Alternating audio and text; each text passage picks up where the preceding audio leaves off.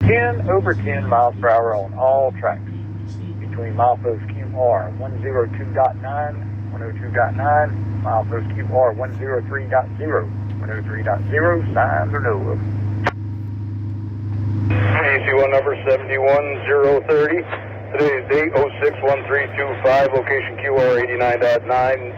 CD train ID L04025, engine CSXT 8400, employee LA Martin copy, and circle line 5A. Now exceed the following speed 10 miles per hour on all tracks between milepost QR 102.9, milepost QR 103.0. Signs are never there anymore. Okay, in effect 11:53, 1153 hours DDH.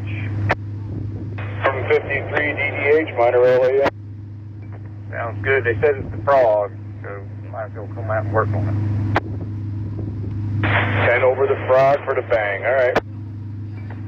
Let me know when y'all get ready to roll up there. Over.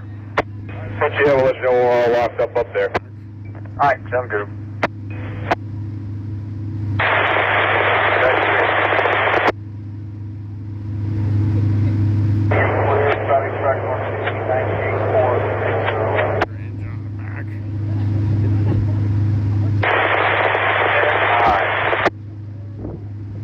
There's also Amtrak train as well on its way to the station.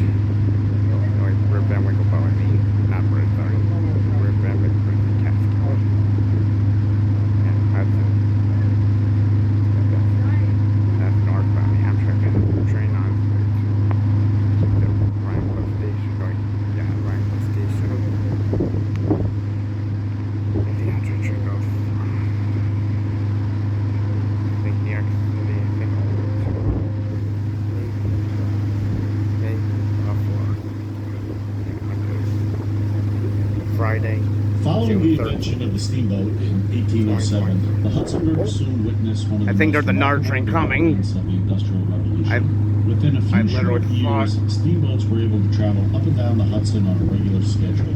The Hudson Valley's rich resources contributed to the success of this industry, and commercial steamboat travel was instrumental in establishing the wealth and power of riverfront communities such as Albany, Kingston, Poughkeepsie, Athens, and Troy. By the late 1850s, the Lux steamboat lines brought about a new wave of passenger traffic on the Hudson River, and leisure travel was invented. Everyday people enjoyed the conveniences and comforts of these ornately outfitted steamships, and the well-off traveled in private cabins on the upper decks, while the poorer passengers often slept on the freight decks using hay bales and grain sacks for beds. These new palace steamers, like the grand hotels they imitated, featured grand salons, fine food, drinking,